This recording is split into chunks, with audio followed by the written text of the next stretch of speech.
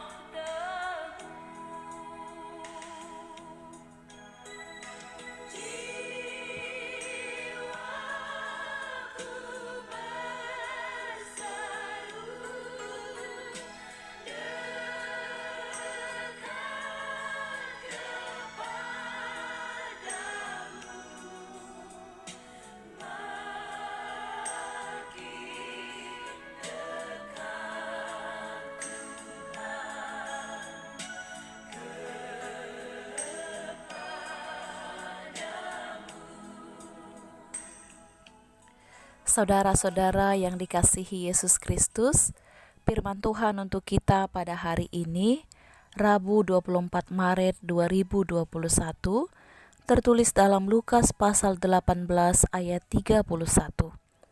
Yesus memanggil ke-12 muridnya, lalu berkata kepada mereka, "Sekarang kita pergi ke Yerusalem, dan segala sesuatu yang ditulis oleh para nabi mengenai Anak Manusia akan digenapi." Demikian pembacaan firman Tuhan.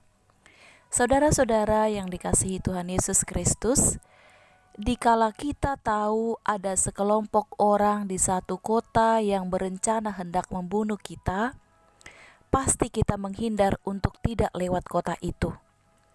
Hal itu dilakukan untuk menghindarkan diri dari bencana jahat itu. Bahkan kita bisa lapor kepada aparat keamanan untuk mendapat perlindungan. Namun berbeda dengan kita, Yesus Kristus dengan sadar melakukan yang sebaliknya. Yesus tahu pada hari Paskah di Yerusalem, kaum Farisi dan Saduki yang membencinya akan menangkap dan membunuhnya. Yesus bukan menghindar, tetapi dengan hati mantap berangkat ke Yerusalem untuk melakukan kehendak Bapanya. Yesus disuruh ke dunia untuk menggenapi rancangan Allah menyelamatkan manusia berdosa. Saudara-saudara, banyak pengajaran yang diberikan Yesus kepada murid-muridnya melalui perjalanan menuju Yerusalem. Bagaimana sebenarnya perjalanan hidup orang percaya kepada Yesus yang menderita itu? harus mau dan mampu meninggalkan semuanya untuk mengikut Yesus, agar mendapat upah berlipat ganda dan kehidupan kekal kelak. Yesus juga memperlihatkan bagaimana ia harus menderita, seperti dikatakan para nabi. Namun dia akan bangkit dari kematian. Inilah penggenapan dari rencana Allah. Saudara-saudara, murid-murid Yesus sangat sulit untuk mengerti. Hati mereka tidak dapat mengerti tentang penggenapan rencana Allah melalui penderitaan Yesus. Mereka berharap janganlah kiranya Yesus menderita. Raja penyelamat itu harus gagah dan tangguh agar dapat mengalahkan kerajaan yang menjajah dan menguasai bangsa Israel. Seperti raja-raja yang berkuasa di bumi ini, demikianlah harapan mereka terhadap Mesias. Namun rencana dan yang diperbuat Allah tidaklah seperti pikiran mereka. Dengan kerendahan dan kehinaanlah Mesias itu akan datang, bahkan harus menderita dan mati di kayu salib. Namun penderitaan dan kematian itu dikalahkannya dan memberikan kelepasan, keselamatan bagi orang-orang yang percaya kepadanya. Kelepasan dan keselamatan yang lebih besar dari segala-galanya. Kelepasan dari dosa dan beroleh keselamatan akan hidup yang kekal itu pun diberikannya. Saudara-saudara yang dikasihi Yesus Kristus, kita pun yang percaya kepada Yesus Kristus, kalaupun kita kehilangan ataupun tidak memiliki apa-apa karena mengikut Yesus, janganlah kita menganggap itu sebagai kerugian atau kekalahan kita. Sebab Tuhan menyediakan berlipat kali ganda upah bagi orang yang percaya dan berkeyakinan teguh kepada Tuhan. Keyakinan kita yang dilihat Tuhan untuk menggenapi rencananya, memberikan keselamatan dan menyediakan hal-hal yang indah dalam hidup kita. Berpegang teguhlah kepada Tuhan, lakukanlah perintahnya dalam segala kehidupan kita. Janganlah ragu dan takut, lakukanlah semua hal yang berkenan bagi Tuhan. Saudara-saudara, sikap taat Yesus inilah yang wajib kita teladani. Yesus setia dan taat melakukan kehendak Bapanya, tidak menyimpang sedikit pun. Yesus menyerahkan nyawanya untuk menebus kita orang berdosa sesuai dengan kehendak Bapanya. Ajaib kasih Allah kepada kita dalam Yesus Kristus. Marilah kita puji dan agungkan namanya yang kudus, dan hendaklah kita setia dan taat mengikut Yesus dengan mau menyangkal diri dan memikul salib. Marilah kita dengan penuh ketaatan mengikut Yesus.